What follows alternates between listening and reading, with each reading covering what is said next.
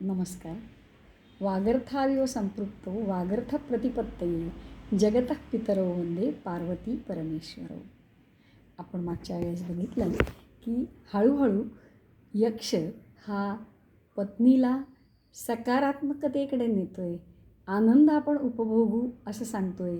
विरहातून प्रेम वाढतं असं प्रेमाचा सिद्धांत तो सांगत जाणार आहे. आणि तिला एक आठवण खूण म्हणून सांगतो की जी फक्त तिला आणि त्यालाच माहिती होती. आणि त्यामध्ये थोडीशी थट्टा आहे, त्यामध्ये एक स्वप्न आहे, त्यामध्ये तिच्या मनात आलेली एक प्रकारची किंचितशी असूया आहे की परस्त्री बरोबर हा कसा रमतो आणि तिला कसा खुश करतो आहे. पण ते स्वप्न असून जेव्हा ती सत्यात जागी होते तेव्हा ती खुदकन हसते, थोडीशी लाजते, तिला आनंदही वाटतो, तिला आश्वस्त वाटतो. तर आत्ता या विरहामध्ये जे तिने स्वप्नातही चिंतिलं नव्हतं असं आयुष्य तिला भोगावं लागलेलं होतं. आणि ते एक वाईट कृष्ण स्वप्न जग आयुष्यामध्ये तो एक तिचा भाग होता. तर त्याच्यातनं तिला पुन्हा आता चांगले दिवस येतील. आणि हे सत्य आहे की सुखानंतर दुःख असतं, तसं दुःखानंतर सुख येतं. या सकारात्मकतेकडे तो नेतो. आणि मग तिची जी खेळकर दृष्टी आहे, आनंदी दृष्टी आहे, ती तिलाही जगायला शिकवेल. आणि ती दृष्टी डोळ्यासमोर आणून तोही पुढचं आयुष्य 4 महिन्यांचं विरहातलं भोगायला समर्थ होणार आहे. अशी एक कालिदासाने एक सुंदर पार्श्वभूमी तयार केली. आणि त्याच्यानंतर हे सांगितल्यानंतर आता यक्ष असं म्हणतो, एतस्मान् मां कुशलिनम् अभिज्ञानदानात् विदित्वा मा कौलीनात् असितनयने मयि अविश्वासनीभूः स्नेहान् आहुः किमपि विरहे ध्वंसिनस्ते त्वभोगात् इष्टे वस्तून्युपचितरसाः प्रेमराशी भवन्ति. आता हा एक प्रेमाचा सिद्धांत सांगितलेला आहे. हा केवळ पती पत्नी, स्त्री पुरुष, प्रणयाराधन ह्यात नसून प्रेम ही एक वेगळी पवित्र शक्ती आहे. त्याच्या अनेक छटा आहेत. वात्सल्य आहे, मैत्र आहे, त्याच्यानंतर स्त्री पुरुषांमधलं प्रेम आहे. तर अनेक प्रकारचं ते प्रेम आहे जे चराचर सृष्टीत भरून राहिलेलं आहे. दाम्पत्य जीवनातलं आहे. तर ह्यासाठी ही एक पवित्र शक्ती आहे. आणि कुठल्याही केवळ व्यक्ती नाही तर वस्तूच्या बाबतीतसुद्धा ती आपल्याला काही काळ मिळाली आणि नंतर पुन्हा प्राप्त झाली तर आपलं प्रेम आणखीन त्याच्याबद्दल वाढतं. तर व्यक्तीच्या बाबतीत तर वाढेलच. त्यामुळे विरहानंतर प्रेम हे दुणावतं, शतशः गुणित होतं, वाढतं, वृद्धिंगत होतं. हा सिद्धांत तो तिला पुन्हा सांगतो आहे. जेव्हा तिच्या मनाची अवस्था थोडी सुखकर, काही स्वीकारायची, काही ॲक्सेप्ट करायची, काही पुन्हा मनाला उभारी देऊन तयारी करायची आणि आनंदाकडे आशेने बघायचं, हे जो तिला पल्लवतो आहे, तिच्या आशा पल्लवित करतो आहे, त्यामध्ये अजून त्या दृढ होण्यासाठी तो खरा प्रेमाचा सिद्धांत सांगतो आहे. कालिदास या दृष्टीने आपल्याला कळतं की कालिदासाचे प्रेमविषयक सिद्धांत काय आहेत. तर त्याच्यात तो म्हणतो की हे आता मी तुला सांगतो आहे, आत्तापर्यंत एकस्मात् म्हणजे मी मागच्या तुला जी खूण सांगितली ना ती लक्षात घेतल्यानंतर तुला एवढं लक्षात आलं असेल की मी आता तुझ्या विरहात असलो तरी मी पण तग धरून थांबतोय, जगतोय. तर ही जी मगाशी मी तुला पुरावा म्हणजे मेघाच्या मुखातनं जो ओळखीचा खूण सांगितली त्यावरून तुला माझं कुशल कळेल. आणि असित नयने, एक कृष्ण नयने, काळेभोर डोळे असणाऱ्या स्त्रिये. तर एक असंही म्हणता येतं की आत्ता हे नयनमध्येच कशाला आणले असतील विशेषणात. तर असं म्हणतात घारे डोळे असणाऱ्या व्यक्तीला बाळ असतात असं म्हणतात, असे समज आहेत. सत्य असत हा एक वेगळा भाग आहे. किंवा काळेभोर डोळे असणारे शांत निरागस असतात. तर तो एक भाग ह्याच्यात येण्यासाठीही हे विशेषण वापरलं आहे, कृष्णनयने. आता बघा मृगनयनी वगैरे आपण चंचल, चकित प्रेक्षणा असे वगैरे बघितली होती. तर कृष्णनयनी म्हणजे शांत काळेभोर डोळे आहेत. तर जी निरागस भाव ज्याच्यात आहे अशा. तर कौलीन म्हणजे निंदा, लोकापवाद. तर असं काही जर ऐकलंस तर तू माझ्यावर अविश्वास दाखवू नकोस. कारण काय की 4 लोकं जमली की अफवा जन्माला येतात असा सिद्धांत आहे. तर त्याच्यामुळे काही लोक तुला सांगतील की इतके वर्ष जर लांब राहिलास तर तो तुला नक्कीच विसरला असेल. हे अगदी साधा निसर्ग आहे. त्याला दुसरी कुणी सुंदर स्त्री दिसली तर तो तुला विसरूनही जाईल. किंवा अशा प्रकारच्या कुठल्याही प्रकारचं असंच घडतं अगं. असं जर कुणी काही तुला विचित्र लोकापवाद, जनश्रुती, अफवा ही तुझ्या कानी आली तर, इथे कौलीनं शब्द वापरला आहे, तर त्याच्या बऱ्याच व्युत्पत्त्या केल्या, ज्यात जास्त आपण नाही गेलं तरी. कुलस्य अपत्यम कुलीनः आणि कुलीनस्य भावः कौलीनम. तर मोठमोठ्या कुळांमध्ये हे असे काही निगडीत अशा गोष्टी ह्या अफवा उठतात किंवा ज्यांच्या मनात काही खरं असा अनुभव आहे आपल्याला की सुप्त दुसऱ्याचं वाईट करायची इच्छा असेल त्या प्रतिष्ठित घराण्यात, तर त्या सज्जनाला कलंकित करण्यासाठी असं कोणीतरी भलतं सांगत सुटतं. तर ही जगरीत आहे, ही अनादी अनंत आहे. आणि त्याच्यामुळे म्हणजे एवढी तग धरून मी तुला एवढी आशा लावल्यावर पुन्हा एखाद्या अफवेनी तू तुझ्या मनात हलशील, बावरून जाशील, तर तशी होऊ नकोस. हा एक शेवटचा उपाय पण सांगितला. हा पण उपाय सांगितला की लोक काहीबाही बोलतात तर आपण त्याला उत्तर रामचरितामध्ये रामाने असं म्हटलं आहे की जनापवादो बलवान. मला जननिंदेला महत्त्व द्यावं लागतं. माहिती सीते मला तू किती चांगली असते, पण तो राजधर्म होता म्हणून असं म्हटलेलं आहे. आणि तोच राम 3ऱ्या अंकामध्ये असं दाखवले, दंडकारण्यात एकटा आला तेव्हा त्याला एक पती, राजधर्म म्हणून राजाने पतीवर विजय मिळवला होता, पण आत पती झुरत होता, एकनिष्ठ होता, एक पत्नीव्रत होता तो पण, आणि सीताही निर्दोष होती हे त्याला माहिती होतं, पण ते दुःख तो प्रकट करू शकत नव्हता. भवभूतीने ह्या काही गोष्टी फार प्रेमविषयक सिद्धांताच्या सुंदर मांडल्या आहेत. आणि त्याच्यामध्ये असं एक वाक्य टाकलेलं आहे की लोकांना म्हणजे दुसऱ्यांच्याबद्दल वाईट बोलण्यासाठी माणसांच्या वाणीला आपण यथा स्त्रीणाम तथा वाचाम साधुत्वे दुर्जनो जनः असा सिद्धांत आहे. तो इथे आपल्याला लागू पडतो की स्त्रियांचं चारित्र्य आणि वाणी याच्याबद्दल दुर्जनजन वेगळे वाकडेच अर्थ काढतात. आपण काही करू शकत नाही, काय करणार आपण, असं म्हणून त्यांनी सीतेचा तो जनापवाद येणार आहे ना, त्याच्यासाठी मानसिक तयारी भवभूतीने करून ठेवलेली. यथा स्त्रीणाम तथा वाचाम साधुत्वे. किती चांगलं बोललं तरी वाईट अर्थ काढतात. तर आता तो इथे सांगू शकतो की काही नाही, एखादी स्त्री त्याला भुलवेल तर तो रमला तर तू विसरू नाही जाशील आणि तू कशाला इथे झुरत बसले, अशा कुठल्याही अफवा येऊ शकतात. आणि 3ऱ्या अंकामध्ये राम असं म्हणतो, प्रसीदत रुद्यते. तुमच्या मनासारखं झालं तर आता कृपा करा, आम्ही आता मोकळे होऊन रडणार आहोत. मी त्याचा आणखीन एक अर्थ सांगते की मास मेंटॅलिटी अशी आहे की आपली चूक असेल तर व्यक्ती वकील बनतो. आणि मृच्छकटिकातलं उदाहरण देते की शर्विलक चोरी करतोय, तो ब्राह्मण आहे आणि यजन याजन अध्ययन अध्यापन दान प्रतिग्रह हे त्याचं कर्म आहे, ते तो करत नाही आहे. आणि चौर्य कर्म करतोय तर त्याला कुठेतरी खात आहे. माणसाला नेहमीच पाप करताना आत खात असताना हेच त्याचं पहिलं पापाची मोजावी लागणारी किंमत आहे, पण हे त्याला तेव्हा लक्षात येत नसतं. त्याला कुठेतरी खातं आहे. पण पुन्हा तो काय करतो की आपण स्वतःच्या बाबतीत वकील असतो, दुसऱ्याच्या बाबतीत जज असतो. तर तो काय म्हणतो, त्यात काय अश्वत्थामाने सुद्धा नाही का पाप केलं, निष्पाप 5 बालकांचा सगळे नियम मोडून रात्री वध केला. मग अश्वत्थामाला सुद्धा लोक माफ करतायत आणि चिरंजीव म्हणून वंदन करतायत. माझी काय, मी एवढंसं जर केली चोरी प्रेमासाठी, काय बिघडलं, मी तर प्रेमासाठी करतो आहे. मी सगळे नियम पाळतो. मी खून, स्त्रीवध हे काही न करता, मी शिशु हत्या न करता हे सगळं करणार आहे. मी सगळे नियम पाळणार आहे. मी चौरनीतीतली मूल्य पाळत आहे. तर मी थोडी चोरी केली तर काय बिघडलं, त्या अश्वत्थामाला आता कोण नाव ठेवते, कोणीच ठेवत नाही.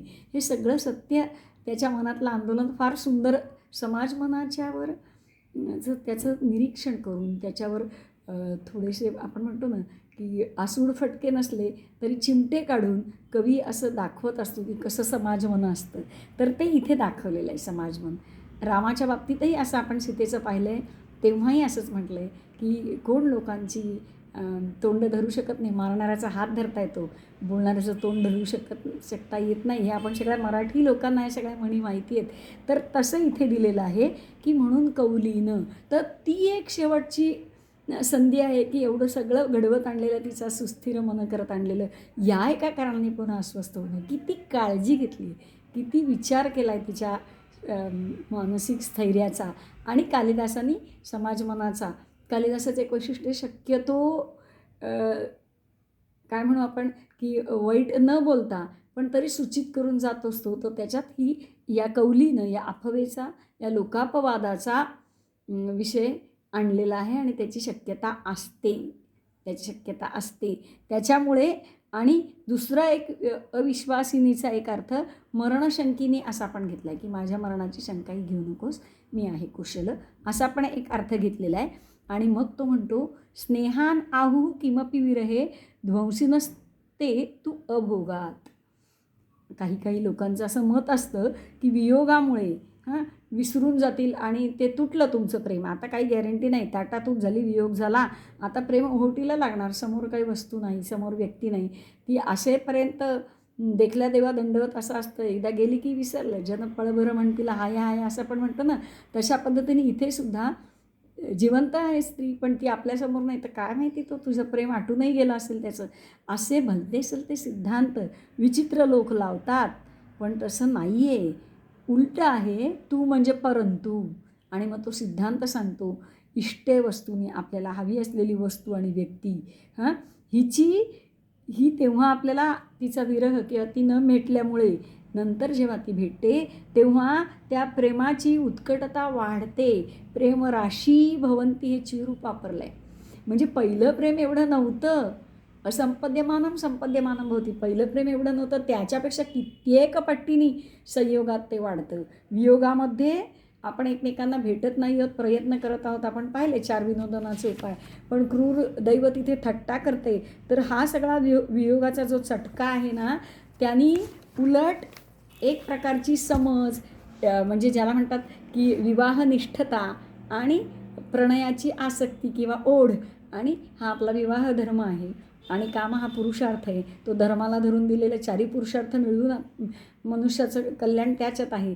तर त्या सगळ्यांचं मानवी मनाचं असं निरीक्षण केलं की ती एक निष्ठा आहे विवाह या संस्काराची. तर ती उलट वाढत जाते की माझी पत्नी ती काळजीत असेल, माझ्या पत्नीचं सुख मी बघितलं पाहिजे. म्हणून तर मेघाबरोबर यक्षाने निरोप पाठवला ना. तर उलट जर असं कोणाला वाटत असेल तर उलट एकपत्नीव्रत निष्ठेने पाळलं जातं आणि प्रेम त्यांनी वाढतं. आणि त्यांनी प्रेम म्हणजे केवळ शारीरिक जवळ नसून एकमेकांना जपणं, एकमेकांबद्दलची जबाबदारी, एकमेकांच्या अनुपस्थितीने होणारा त्रास, या सगळ्यांच्याकडे एका सूक्ष्म पद्धतीने बघितलं जातं. म्हणून विरहाची अवस्था आणि वैवाहिक निष्ठा यक्षात दिसते ना, जशी रामसीतेमध्ये दिसली होती. त्यामुळे इथे पण हे साम्य सुचवल्या जातं. आणि या ध्वन्यर्थामुळे हनुमत संदेशासारखे मेघ संदेशाला महत्त्व प्राप्त होतं, असं टीकाकारांनी फार सुंदर इथे कॉमेंट केलेली आहे. रामाचा निरोप सीतेला अंगठीची खूण म्हणजे अभिज्ञान देऊन पोचवला होता आणि तो निरोप परत रामाकडे घेऊन जायचा आहे. हाच विचार आता इथे पुढे पण आपल्याला या मेघदूतामध्ये दिसणार आहे. त्यामुळे रामायणातल्या कल्पना, रामायणातला आधार हे खूप वेळा आपल्याला मेघदूतामध्ये पुन्हा पुन्हा असं सापडतं. आता याच्यानंतर पुढच्या श्लोकामध्ये त्यांनी असं म्हटलेलं आहे की आता स्वकुशल सांगितल्यानंतर तो म्हणतो आश्वास्य एवं प्रथम विरहो दग्रशोकाम सखींते शैलात आशु त्रिनयन वृषोत्खात कूटान्निवृत्ता साभिज्ञान प्रहितकुशलैस् तद्वचोभिर्ममापि प्रातः कुंदः प्रसवशिथिलं जीवितं धारयेथाः. तर विरहाला आपल्याकडे विप्रयोग असा शब्द वापरलेला आहे आणि मिलनाला संभोग किंवा आपण संयोग म्हणतो. तर त्याच्याही काही अवस्था सांगितलेल्या आहेत आणि त्या अवस्था वेगवेगळ्या आहेत. आणि त्या अवस्थेमध्ये असं म्हटलेलं आहे की आलोकन, अभिलाष, राग, स्नेह, ततः प्रेमा, रतिशृंगारो योगे वियोगतो विप्रलब्धश्च. म्हणजे संयोगाच्या 7 अवस्था सांगितलेल्या आहेत. त्या कुठल्या आहेत तर प्रेक्षा म्हणजे आपल्या प्रिय व्यक्तीला, त्या प्रिय पदार्थाला बघण्याची इच्छा. त्याच्यानंतर दिदृक्षा म्हणजे बघण्याची इच्छा. नंतर तच्चिंता स्वाभिलाषा, म्हणजे ती व्यक्तीचं चिंतन सुरू होतं, म्हणजे तिच्याबद्दल मनात अभिलाष उत्पन्न व्हायला लागतो. त्यानंतर राग, हा राग म्हणजे रैंज धातूपासून बनलं आहे. राग हा संस्कृतमध्ये क्रोध या अर्थी नाही आहे, तर त्याबद्दल आसक्ती त्या व्यक्तीबद्दल निर्माण होणं. शाकुंतल बघा, चैन पडत नाही दुष्यंताला, जेव्हापासून त्याने शकुंतलेला पाहिलं आहे तेव्हापासून त्याला दुसरं काही सुचत नाही, तो कबूल करून टाकतो. तर भ्रमर, जेव्हा एक छान प्रसंग घेतला की भ्रमर हा शकुंतलेभोवती गिरट्या घालतो आहे आणि राजा कुलीन दाखवला आहे, स्त्री लंपट नाही असं दाखवलेलं आहे. त्यामुळे त्याला शकुंतला हवी असली तरी तो सतत विचार करतो आहे. बघा, ह्याला म्हणतात की त्याच गोष्टीचं चिंतन करणं, कारण त्याला ती आसक्ती उत्पन्न होती आहे. त्यामुळे तो म्हणतो की मला हिच्याशी लग्न करता येईल का, ही जर का ब्राह्मणकन्या असेल, मी क्षत्रिय तर प्रतिलोम विवाह करता येईल का, मी राजा आहे, मला मी धर्म नाही पाळला तर प्रजा तसं, हे सगळं चिंतन फक्त तिच्या भोवतीच आहे. आणि या सगळ्यात तो भ्रमर घेतो आणि ती त्या दोन्ही हाताने त्या भ्रमराला पासून दूर होण्याचे बचाव करते. तर तिच्या त्या बटा, तिचं ते गोड रूप, ती मोहकता, ती त्याला आश्वस्त करते आणि तो भ्रमराला म्हणतो, वयम तत्वाम वेशात मधुकर हता त्वम खलु कृती. अरे बेट्या, तू धोरणी निघालास, आम्ही चिंतनच करत बसलो, ती कशी मला मिळेल, ती कशी मला मिळेल याच्याबद्दल अभिलाष आणि तिच्या जवळ जाण्याशी, संसर्ग करण्यासाठी प्रयत्न करणं म्हणजे राग, आसक्ती. हां, तर ती मनात आधी उत्पन्न होणे आणि मग ते त्याला करता येत नाही, म्हणून तो म्हणतो, बेट्या तू तर भलताच धोरणी निघालास, तू काम साधलंस, तुला जवळीक साधली, तू तिच्या गालाला कानाला स्पर्श करतोय, मी नुसतंच चिंतन करत बसलेलं आहे. त्याच्यासाठी जे कार्य लागतं ते माझ्या हातनं होत नाही अजून. तर एका सम्राटाला एका भ्रमराची असूया वाटावी, किती गोड असूया दाखवली, ही हा व्यभिचारी भाव आहे. हा व्यभिचारी भाव काय सूचित करतो, रती हा जो मूळ स्थायी भाव आहे त्याला तो खुलवतो आहे. आणि मग राजाला असं वाटतं त्यासाठी काहीतरी आपण धडपड केली पाहिजे. ही का आपण धडपड करतो, तर त्यांनी दिलं आहे की पहिली त्यांनी सांगितलं प्रेक्षा, म्हणजे रम्य गोष्टी बघण्याची इच्छा, त्याच्यानंतर त्याचं चिंतन हे अभिलाष, मग त्याच्याबद्दल उत्पन्न सतत बुद्धीत विचार ही आसक्ती, मग त्यानंतर त्यासाठी काहीतरी धडपड केली पाहिजे. जर खरंच प्रेम असेल तर आपण काहीतरी कृतीत उतरवण्यासाठी प्रयत्न करतो ना, नाहीतर अर्ध्यावर सोडून देऊ. तो स्त्री लंपट नव्हता, तो येता जाता काही स्त्रियांकडे बघून पक्षी निरीक्षण करणारा असं कॅरेक्टर नाही आहे. मग खरंच प्रेम मनात उत्पन्न आलं तर धडपड केली पाहिजे, कष्ट केले पाहिजेत आणि तिला मिळवलं पाहिजे. आणि म्हणून मग त्याच्यासाठी त्यांनी असं म्हटलं आहे की स्नेह, म्हणजे ती व्यक्ती मिळवण्यासाठी केलेले प्रयत्न आहेत ते आतमनात स्नेह असतो, म्हणून ते कार्य सुरू झालं की ती त्याला स्नेह म्हणतात. आता ते झाल्यानंतर वियोग सहन न होणं, याला त्यांनी म्हटले प्रेम. तद्वियोग असहम प्रेम, त्याला प्रेम म्हटले की ठीक आहे, बरं मिळाली तर नाही, तू नाही तर और सही, असं नाही. मग तिचा वियोग सहन न होणं, ह्याला त्यांनी प्रेम अशी संयोगातली अवस्था म्हटलेली आहे. आणि त्याच्यानंतर हे प्रेम उत्पन्न होतं आणि मग त्या अभिष्ट व्यक्तीबरोबर रममाण होण्याची इच्छा, म्हणजे रती हा शृंगार रसाचा स्थायी भाव.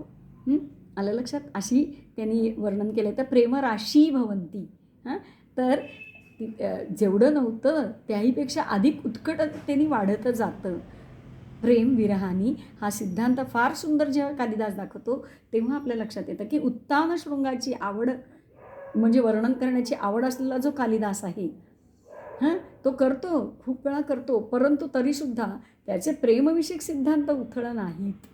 ते कसे आहेत आणि ते आधी प्रेम उत्पन्न होणं, नंतर त्या प्रीतीचं विवाह बंधनात परिणती होणं, दाम्पत्य जीवनाचा आनंद उपभोगणं, त्यानंतर अपत्यप्राप्ती हे त्याचं प्रेमवृक्षाचं, संसार वृक्षाचं अमृत फळ आहे.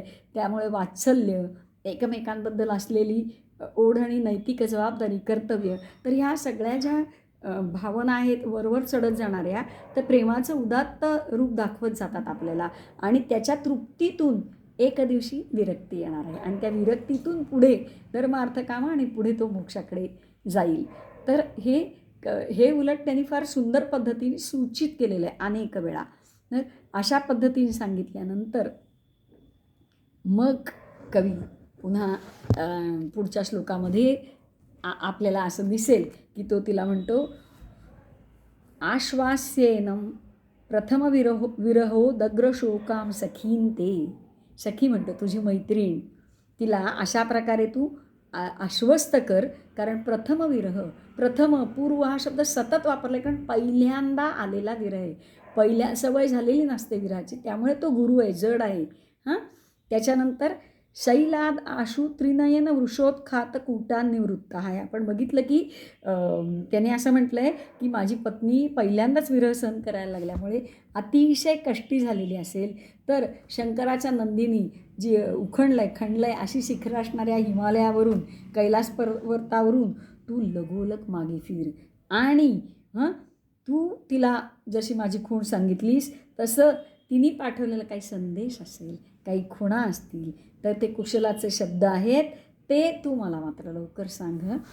मी खूप वेळा असं तुम्हाला दाखवून दिलं आहे की इथे कारुण्याची बैठक आहे किंवा बेस आहे, शृंगाराची कारंजी उडत आहेत. मध्येच आपल्याला एखाद्या असं वाटूसुद्धा शकतं की विसरला का काय हा पत्नीचा विरह, काय काय सांगतोय करायला मेघाला, या प्रियेशी असं खेळ, त्या प्रियेशी तिला असा रिस्पॉन्स दे, गेला का काय याचा धागा जो आहे तो. तर तसं नाही, ते सांगताना मध्येच तो सांगत असे की तू विद्युतबरोबर इथे दमलायस तर रात्र काढ, पण सकाळी लवकर दे गं लगेच, कारण माझ्या प्रियेला सांगायचं आहे ना निरोप. तर ती ना तिथे खूप अस्वस्थ असेल ना म्हणून अशी त्यांनी मध्ये मध्ये भान ठेवून मध्ये मध्ये एक एक चरण घातलेला आपण पाहिला आहे.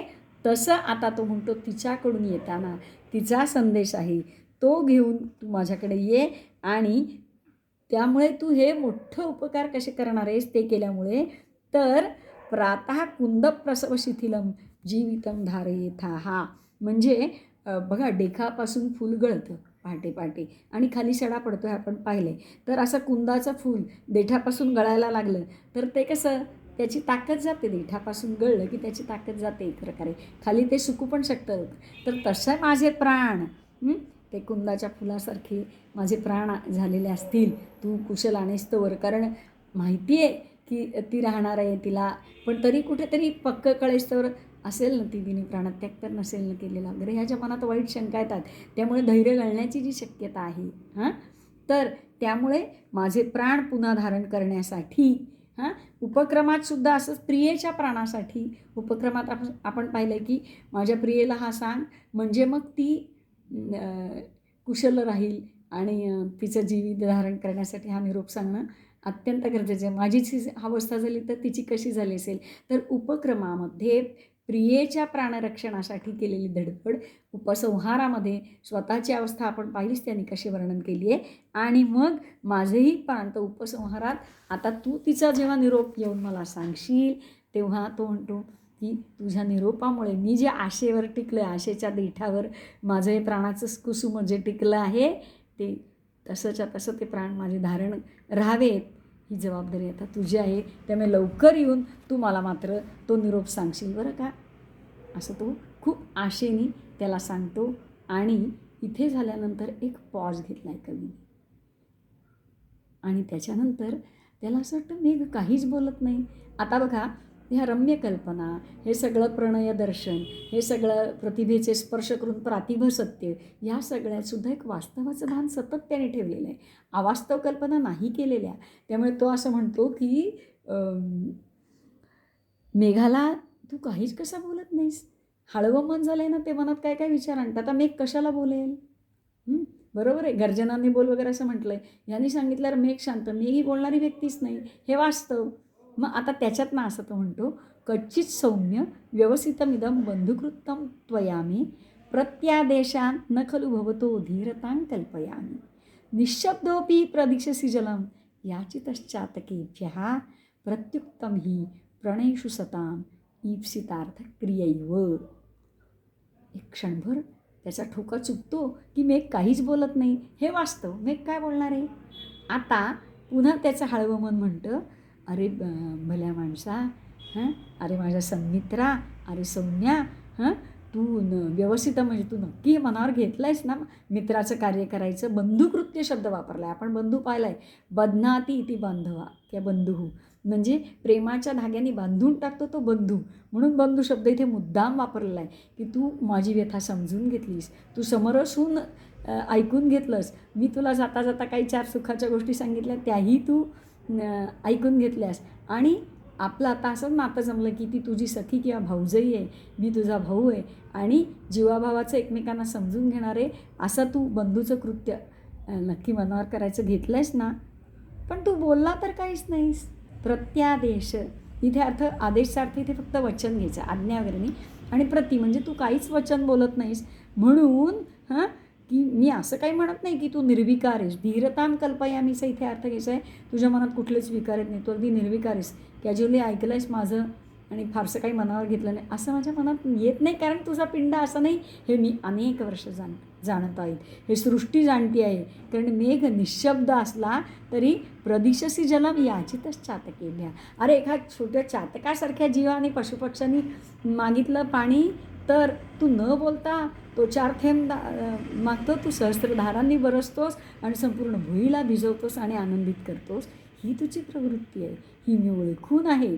म्हणजे तू बोलत नाहीस. मोठी माणसं ही आपलं काम हे न बोलता करतात आणि कृतीवरून मोठ्या माणसांची कामं ओळखू यायची असतात. ते बोलून दाखवत नाहीत, उक्तीवरून नसतात असं म्हटलेलं आहे. तर त्याप्रमाणे तू उच्च इंद्राच्या दरबारातला तुझं स्थान नभाचं जलधी हा साठवणा करणारा म्हणून कवी म्हणतो खाली असतो आणि जलद म्हणजे देणारा जो असतो तो मुळातच खूप वर असतो. त्याच्यामुळे मोठ्या लोकांची जी असं म्हणतात गर्जती शरदिनं वर्षती वर्षासू निस्वनो मेघा. जो आवाज ना असं म्हणतात गरजेल तो बरसेल काय, बरोबर आहे. तर जो आवाज करत नाही तो काम करतो. म्हणून असं म्हणते नीचो वदती न कुरुते वदती सुजनः न वदती सुजनः करोती एव. सज्जन माणूस बोलत नाही पण करोती एव, त्यामुळे तो एव आहे ना, तो इथे आलेला आहे. आपल्याला आत्ता दिसतंय ना की तू काय करशील, प्रणयी आपला जो प्रेमी आपल्यावर विश्वास ठेवणारा आणि प्रणयीचा एक अर्थ प्रार्थना पण आहे. त्यामुळे आपल्यावर प्रार्थना, आपल्यावर मागणी करणारा, याचना करणारा असा जो कामासाठी आपला सन्मित्र आहे, तर त्याची जी इच्छा आहे ती पूर्ण करतातच भले लोक. चातकासाठी तू एवढं करशील तर माझं तुझं एवढं आपण जीवाभावाचे मित्र झालेलो तर तू माझं काम करणार नाहीस, करशीलच. माझ्या मनात मुळीच असं आलं नाही की तू निर्विकार आहेस आणि निर्विकारप्रमाणेपणे माझं एवढं सगळं ऐकून घेतलंस. मला माहिती आहे तुझा स्वभाव आणि म्हणून ब्रुवतेही फलेन साधवा न तू कंठेन निजोपयोगिता. मोठी माणसं तोंडाने आपली जाहिरात करून आपलं बडपण समजावून सांगत नाहीत, ते कृतीतून त्यांचं मोठेपण सिद्ध होत असतं. तसं तू माझं काम करणारच हा एक विश्वास आहे. या एवमध्ये खूप आश्वस्तता आहे. मेघा इथे काही टीकाकार किंवा काही ठिकाणी असं लिहिलं जातं तो गोड बोले आहे कामापुरता मामा म्हणून त्याची खुशमस्करी, असं कृपा करून अर्थ काढू नका. इतकं उच्च दर्जाचं हे काव्य आहे आणि इतका यक्ष मोठ्या काय म्हणून पदावरचा कुबेराच्या कडला आणि चांगल्या विचाराचा आहे. तर तो असे कशाला अर्थ काढेल. तो म्हणतो मी तुला पारखतो, तू बोलणार नाहीस म्हणून क्षणभर मेघ दचकला आहे, पण लगेच मेघ म्हणतो की ह्या तुझ्या धीरतेला मी निर्विकारता नाही समजत. कारण मला माहिती आहे की मोठी माणसं ही कृतीतून बोलतात, कंठातून आपली जाहिरात करत नाही. म्हणून तू आत्ता क्षणभर गप्प बसलायस, पण तू माझं काम करणारच. इथे पुन्हा सकारात्मकता आली आणि इथे त्याला खूप काय म्हणतो आपण, यक्षाला खूप एक प्रकारचं मोकळं वाटते की आपलं काम होणारच. आणि त्याच्यामुळे हे मित्राचं काम असं म्हणतात महान तोही कर्मणा ब्रुवंती न वचसा संतस्वयं परहितेषु कृताभियोगा. सज्जन माणसं ही सतत दुसऱ्यासाठीच झटत असतात आणि त्याच्यामुळे तू तुझी महती तोंडाने गाणार नाहीस, पण मी तुला ओळखून आहे. असे एक प्रकारचं समाधान इथे कालिदासांनी आणलेलं आहे. एक मनाच्या अवस्थेपर्यंत यक्ष आता कुठपर्यंत आला आहे ते बघा. विश्वास, समाधान, पत्नीची आठवण, पत्नीचं स्मरण, तिचा एक खेळकर चेहरा डोळ्यासमोर ठेवून तिला खुश करून एका प्रकारे हे पोचला की तो लगेच मात्र निरोप घेऊन ये आणि ऐकशील ना रे माझं काम, हे सांगितल्यावर इथे तू थांबला आणि एतत् कृत्वा प्रियम अनुचित प्रार्थनावर्तिनो मे सौहार्दात्वा विदुर इति वा मय्यनुक्रोश बुद्ध्या इष्टान देशाय जलद विचर प्रावृषा संवृतश्री. ही खूप सुंदर शब्द आहे हा. मा भूत एवं क्षणमपि च ते विद्युतां विप्रयोगः. अत्यंत मधुर श्लोक आहे. हे खरं तर मेघदूताचं भरतवाक्य आहे. पहा, तो म्हणतो की हे मेघा, आता तू माझा मित्र म्हणून, किंवा मी वियोगाने दुःखी आहे विधुर आहे म्हणून, किंवा माझ्यावर दया करण्याच्या बुद्धीने अनुक्रोश, कुठल्याही समज, मी तुला न साजणारं काम सांगितलंस. तू कामरूप आहेस, तू इंद्राच्या प्रकृतीमधला आहेस, म्हणजे महत्त्वाच्या लोकांमधला आहेस. ही तुझी अवस्था आहे. तू दाता आहेस, तू जीवनदान देणार आहेस. तू चातक पक्षापासून, मोरापासून ते विरहिणी जीवांपर्यंत, शेतकऱ्यापासून ते कवींपर्यंत, प्रियाकरांपर्यंत सर्व जीवांना आनंद देणार आहेस. असा तुझं सगळं उच्च कार्य असतानासुद्धा मी जणू काही एखाद्या निरोप्यासारखं तुला काम सांगतोय. हे तुझ्या पदाला उचित नाही, हे मला जाणीव आहे रे. पण तरीसुद्धा माझं एवढं भलं कर. आणि काय कर, ते झाल्यानंतर एतत् कृत्वा, हे काम झाल्यानंतर मग तू काय, त्याला एक चांगला आशीर्वाद देतो मनापासून. आणि इष्टान देशान, पावसाळ्यामुळे शोभेत तुझ्या सगळ्या सृष्टीत सौंदर्य वाढलेलं असेल, तिथे तुला जिथे हवं त्या प्रदेशात तू विहार कर. आणि माभूत एवं क्षणम अपिचते, आणि माझ्यासारखं दुःख असं क्षणभरसुद्धा तुझ्या वाट्याला येऊ नये. समृतश्री ही म्हणजे जी विद्युत आहे ना, तर तिच्याबरोबर असलेला असा शोभून दिसणारा तू, शोभून दिसलेल्या या प्रदेशामध्ये तू फिर, आणि विद्युतबरोबर तुझा एक क्षणभरसुद्धा कधीही वियोग होऊ नये. भारतीय संस्कृती अशी आहे, ती जलेमन तेरा भी नाही आहे. ते सर्वेत्र सुखिनः सन्तु सर्वे सन्तु निरामयाः सर्वे भद्राणि पश्यन्तु मा कश्चित् दुःखमाप्नुयात्. ही भारतीय संस्कृती आहे. त्याची जाण असलेला भारतीय संस्कृतीचा उपासक असा कालिदास हा बघा पुन्हा विप्रयोग शब्द आणतो. कारण शापादी किंवा विरहादी असा श्लोक आणि विप्रयोगांत असं काव्य आहे. उपक्रम आणि उपसंहारामध्ये कारुण्याची झाक संपूर्ण ठिकाणी आहे. पण तिथे कुठेही चिडचिड, व्यक्तिगत दुःखाची खापर दुसरीकडे फोडणं, असूया, द्वेष, मत्सर, कारस्थानं असं कुठेही नाही. म्हणून त्याचं खरं एक ओळीचं शापाचं किंवा विरही यक्षाचं रडगाणं हा जर याला वस्तुतः पाहिला तर मुद्दा आहे. त्याचं एक जीवनगाणं हे कालिदासच करू शकतो. त्याच्या प्रतिभास्पर्शाने करू शकतो, त्याच्या बहुश्रुततेने करू शकतो, त्याच्या प्रणयप्रेमी वृत्तीने करू शकतो. प्रणयाकडे तो अत्यंत उदात्त दृष्टीने बघतो.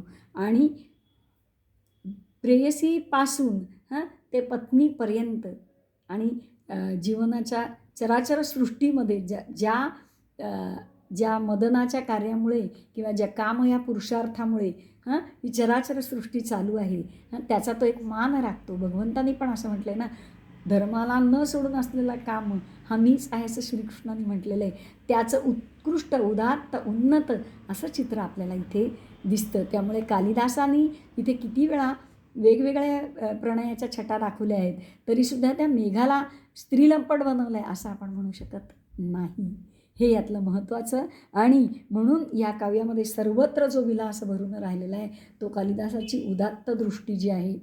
शिव जसा आपण पाहिलं की विष पिऊन अमृतमंथन केलं, तसं कालिदासांनी राजदरबारात कुठे कटकारस्थानं खून खराबा पाहिला नसेल का, पण हे सगळं गाळून इवन त्याच्या यक्षाच्या मुखात सुद्धा स्वतःच्या दैवाचा दुर्विलास सांगतानासुद्धा कुठेही कोणालाही दोष न देता, कोणामध्येही चुकीचं किंवा डावी बाजू न बघता उदात्त पद्धतीने त्यांनी मेघालाही खूप खेळवलं आहे, हसवलं आहे, रंगवलं आहे आणि मदत मागून आपलं कार्य करण्याची विनंती केलेली आहे. आणि जाता जाता एक छोटा निरोप सांगणारा हा यक्ष हा आपल्याला किती आनंद देऊन जातो, तो केवळ कालिदासाच्या या अलौकिक अशा लावण्यमयी अशा कवितेने, प्रतिभेने. आणि म्हणून आपण असं म्हणतो ना की अनेक मेघ होते, त्यातला हा जो मेघ अमर झाला. आणि एकूणच मेघामधलं जे मेघत्व आहे, उदात्तत्व आहे, जीवनदायित्व आहे, विरही लोकांना मदत करण्याची वृत्ती आहे, या सगळ्या मेघाच्या अनंत छटा ह्या निमित्ताने कालिदासाने दाखवून त्या मेघाला अमर बनवलं. असं करताना कालिदासांनी खूप छान काही छोटे गोष्टी आपल्याला बघायला मिळतात की स्त्री पुरुषांची प्रीती म्हणजे केवळ शारीरिक सुखाची पूर्ती नाही, हे पहिलं लक्षात घ्यायला पाहिजे. तर त्याला सृजनाचं त्याच्यात सामर्थ्य आहे. सृष्टीचं सृजनच त्या तत्वावर अवलंबून आहे आणि त्यामुळे त्या प्रणयाकडे, त्या प्रेमाकडे, त्या प्रेमात खूप जीवनाची खोली भरलेली आहे, जी आपण आत्ता पाहिलं. रती आणि नीतीचा विलाप उत्कृष्ट आपल्याला ह्या प्रत्येक वेगवेगळ्या ठिकाणी दिसलेला आहे की जाताना मित्रकार्य कर, थांब, वणवे पेटव, तुझा संपत्तीचा उपयोग मोठ्यांचा दुसऱ्यांचं दुःख दूर करण्यासाठी असतो, तर माझा निरोप सांगण्यात दिरंगाई होईल तर जास्त लक्ष देऊ नको, असं कधीही कालिदास म्हटलेला नाही आहे. तर त्याच्या मनात असलेली रती यक्षाच्या मनात, बरोबर आहे, आणि सतत असलेली नीती, या रती आणि नीतीचा उत्कृष्ट मिलाफ इथे कालिदासाने केल्यामुळे प्रणयामुळे असणारी जीवनाला येणारी खोली आणि उंची ही प्रत्ययाला त्याने आणून दिलेली आहे. आणि प्रणयाखेरीज दुसरी भावना नाही. हा स्त्री पुरुषांचा विचार करताना हा प्रणय स्त्रीला पुरुषाबरोबर आणतो, पुरुषापेक्षा मोठं बनवतो आणि हा प्रणय त्याच्यातला पुरुषार्थ जागवतो, उदात्तता जागवतो. द्रौपदीचं किरातार्जुनी पंचमहाकाव्यांचं आलोडन करा की जेव्हा धर्मराज हा द्यूतात हरून मनात येतो तेव्हा द्रौपदी खूप बोलते त्याला, पण बोलत असताना शेवटी ती म्हणते, अरे ज्या सत्य आणि कीर्तीसाठी तू झटतोयस ना, ती कीर्ती तर तुला मिळणारच नाही. कारण आपण असंच म्हणणार पांडव वनात राहिले म्हणून, कीर्ती सत्य हे चुकीच्या लोकांसाठी तू जपलंस, हेच भगवंतही म्हणत असतो. त्यामुळे तू युद्ध केलं पाहिजेस. आणि शेवटी भारवी इतकं सुरेख लिहितो की ती म्हणते, अरे कीर्ती तर चाललीच आहे, पण त्याच्याबरोबर तू यशसा सममते वपुह अपि, तुझं शरीरसुद्धा कृश होत चाललं आहे. मी नेहमी विद्यार्थ्यांना म्हणते, हे बघा, कीर्तीसह तुझं शरीर क्षीण असं कवीने का लिहिलं, कसा कवी समजायचा असतो, तर कीर्ती, जर माझा पती जिवंत राहिला तर त्याची कीर्ती आहे. आणि ती त्याला जेव्हा बोलते तेव्हा त्याच्यातला पुरुषार्थ जागा करण्यासाठी. द्वेषबुद्धीने द्रौपदी बोललेली नाही, किरातार्जुनीयमधली बोललेली आहे. तिला युद्धनीती राजनीतीची जाणीव आहे, त्याचा उपयोग करून बोललेली आहे, खूप बोलले ती धर्मराजाला. पण त्यामध्ये तिचा हेतूच होता की त्याच्यातला पुरुषार्थ जागा करणे. भावोत्कट बोलली आहे, पण भावनेच्या आहारी तिथेही गेलेली नाही. आणि मग ती असं म्हणते की तुमच्यासारख्यांना बोलणं हा अधिक्षेप वाटतो, पण माझ्या भावना मला बोलायला लावतात. आणि त्यानंतर शेवटी ती म्हणते, अरे तुझ्या कीर्तीबरोबर तुझी यशसा सममते वपुह अपि, तुझं शरीरसुद्धा कृश होत चाललं आहे. ही तिच्यातली पत्नी आहे. तर ते उत्कट प्रेम असतं. तर दाम्पत्य जीवनातलं प्रणयाराधनापासून प्रीती, वात्सल्य आणि संपूर्ण संसार सांभाळून घेऊन त्यामध्ये जे अनुभवाने वाढत जातं ते उलट अधिकाधिक वाढत जातं. आणि म्हणून विरहाने सुद्धा वाढत जातं.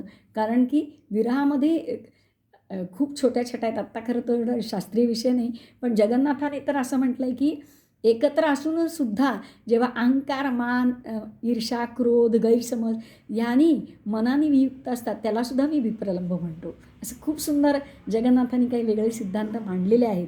तर हा जेव्हा हे जे प्रणय आहे, हे प्रेम जेव्हा उदात्त होत जातं तेव्हा पुरुषातला पुरुषार्थ वाढवतो आणि त्यामुळे आपल्या पत्नीला आपण सुखी करू शकतो.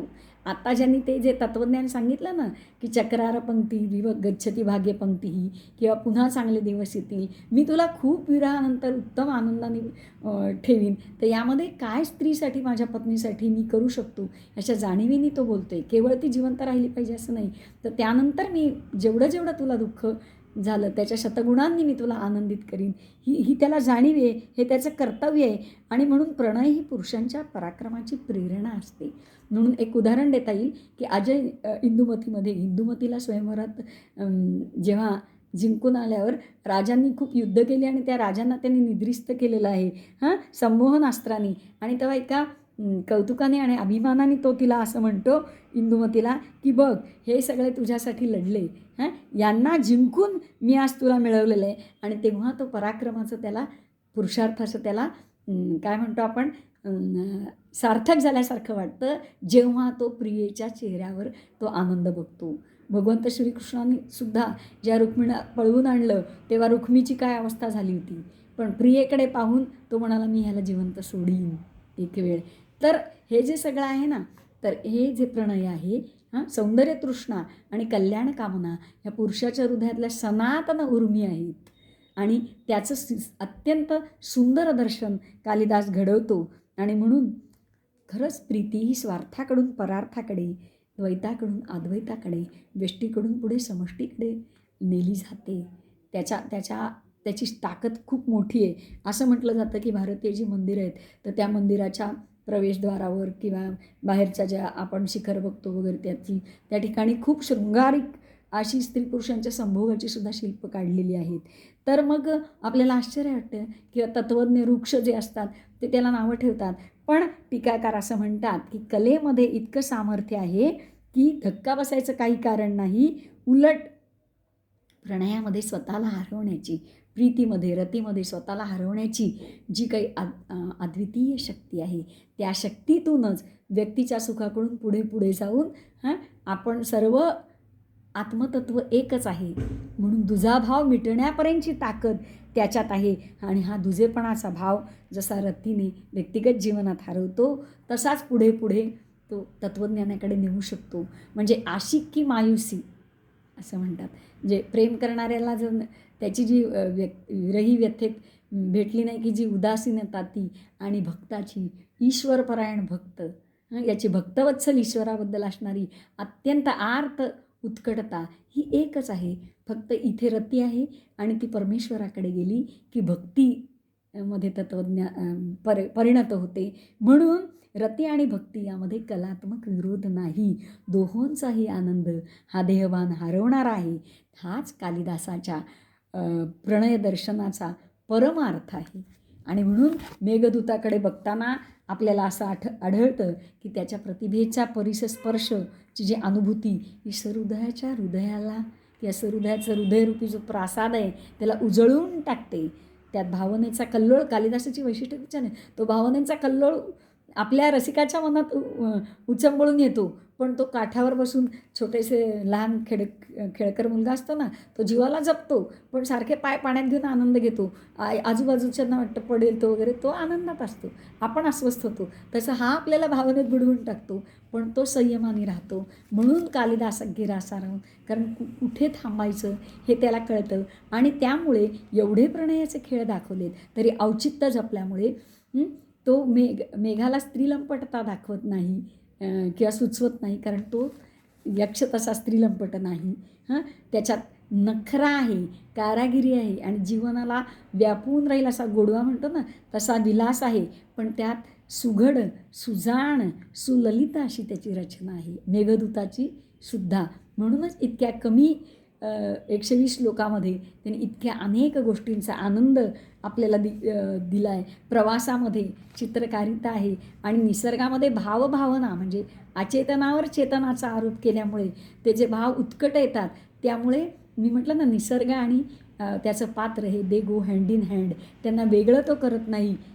त्यांनाही त्यांच्या आपल्या चित्रकारितेने, आपल्या प्रतिभेने आपले तो इतकं सुरेख कुंचल्याने रंगवतो की त्याचा निसर्गही अलंकृत होतो आणि आपल्या मनातलं जाणून गेला त्याच्या निसर्ग त्याच्या डोळ्यांनी आपल्याकडे बघतो आणि आपण आपल्या भावोत्कटतेने निसर्गाकडे बघतो. हे सगळं केवळ कालिदासामुळेच. लय आणि तत्त्व मी तुम्हाला सांगितलं की विरोध आणि संवाद साधतो. तर कधी कधी ती यक्षाची मनस्थिती कशी आहे, यक्षपत्नीची मनस्थिती कशी आहे हे सांगताना दुःख आहे. सतत जर दुःख सांगितलं असतं तर हे इतकं अजरामर विलास आणि आनंददायी काव्य झालंच नसतं, अलौकिक झालंच नसतं.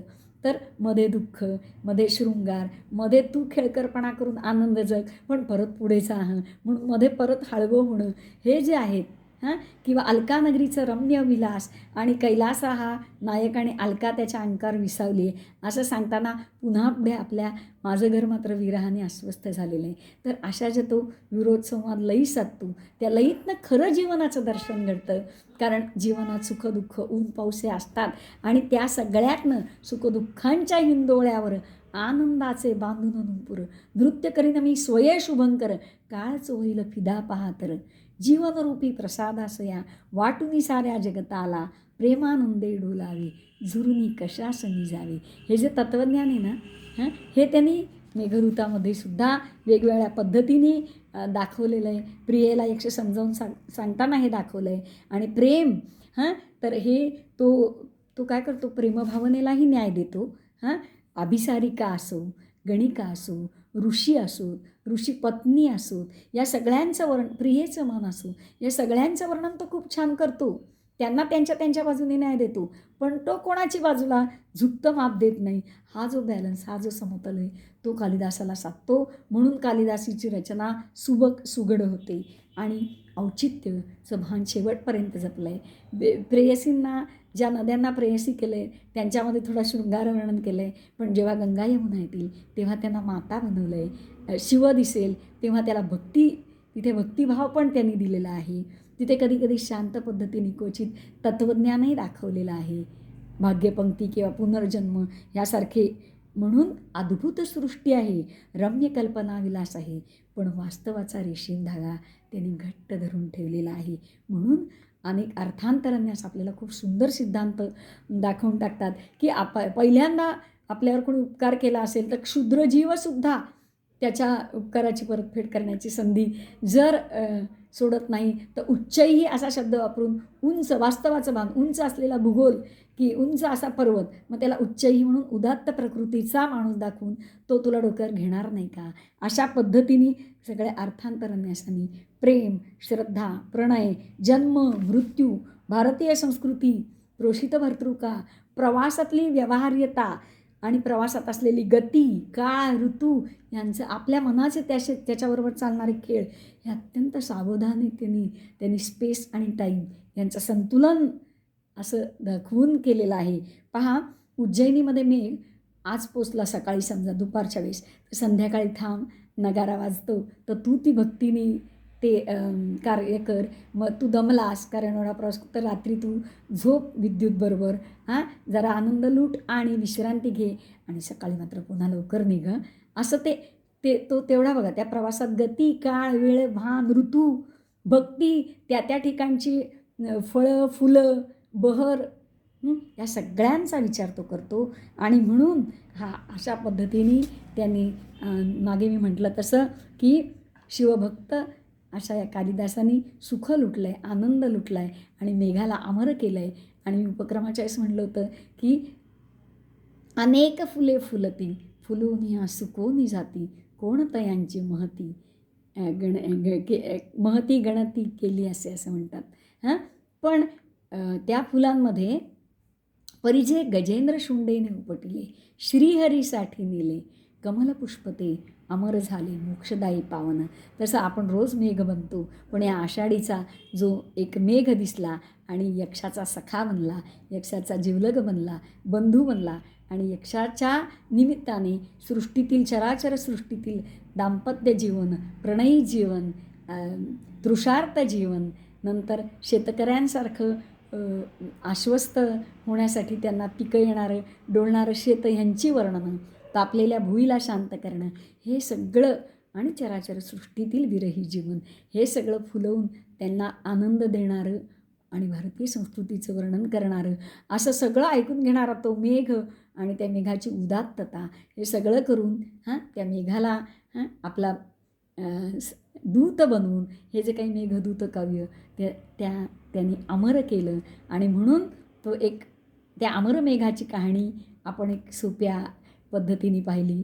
मेघदूतांवर अनेक लोकांनी अनेक प्रकारे अगदी यूट्यूब चॅनलवर सुद्धा खूप लेक्चर्स दिली आहेत. माझा स्वतःचा हेतू हा पेंडेमिकच्या काळामध्ये विद्यार्थ्यांना थोडी मदत व्हावी हा होता. त्यामुळे मी फक्त त्यातले काही भाग शिकवत किंवा समजावून सांगत पुढे गेलेले आहे. आणि म्हणून मला असं वाटलं की अनेक फुले फुलती, फुलोनी सुकोनी जाती, तसं आपण आज आहोत उद्या नाही. आपल्या हातनं काय होणार, तर मुलांना एवढी तरी मदत व्हावी या पद्धतीने फक्त मी एक थोडं त्यांना मदत व्हावी या दृष्टीने हे केलं. मी तर म्हणते ह्याबरोबर यूट्यूब चॅनलसारख्या या चॅनलचे सुद्धा आपल्याला केवढे मोठे उपकार या तंत्रज्ञानाचे, विज्ञानाचे, की आज ह्या प्रसंगी या यूट्यूब चॅनलमुळे विद्यार्थ्यांना काही शिकल्याचा आनंद मिळेल. ज्यांना पुस्तकं मिळत नव्हती अशी परिस्थिती होती, त्यांना सगळे बंद होती दुकानं, विद्यार्थी म्हणायचे पुण्याहून पुस्तकंसुद्धा मागवता येत नाही. अशाच माझ्या मनात आला की रोज फुलं फुलतात, चुकून जातात, गळून पडतात, पण फुलं फुलतात. त्यांना माहिती नसतं की उद्या आपण स्मशानात जाणार आहोत का मंदिरात. ते कुठल्याही अपेक्षेने नाही, ते त्यांचा धर्म म्हणून फुलतात. पण त्यातलं एखादं फूल जे कोणाच्या उपयोगी पडतं, तर अनेक फुले फुलती फुलोनी ह्या सुकोनी जाती. कोण त्यांची महती गणती ठेविली असे, परिजे गजेंद्र शुंडेने उपटिले, श्रीहरीसाठी नेले, कमलपुष्प ते अमर झाले, मोक्षदायी पावन. तसा अनेक जीव जगत आहेत, त्यातला आपण एक जीव जगणार आहोत, आज आहोत उद्या नाहीत. पण चुकून त्या मुलांना मदत झाली तर व्हावी, तेवढंच आपल्या हातनं काम व्हावं. आणि ह्या विचारांनी मी हे धार्ष्ट्य केलं आणि तुमच्यापर्यंत पोचण्याचा प्रयत्न केला. सर्वेत्र सुखिनः सन्तु सर्वे सन्तु निरामयाः सर्वे भद्राणि पश्यन्तु मा कश्चित् दुःखितो भवेत्. हा भारतीय संस्कृतीचा जो संदेश आहे, जो कालिदासानी की कुणालाही मेघा क्षणभरसुद्धा असा वियोग तुला होऊ नये, ही छान आपली उपासना किंवा ही आपली साधना किंवा मानवी जीवनाची यथार्थता, दुसऱ्याचं हितचिंतून आपल्याला जे शक्य आहे ती मदत करण्यात आहे आणि शुभचिंतन तरी करण्यात आहे हे दाखवलं. तसा एक छोटा विचार करून मी हा प्रयत्न केला आणि ही मालिका आज पूर्ण करते. धन्यवाद.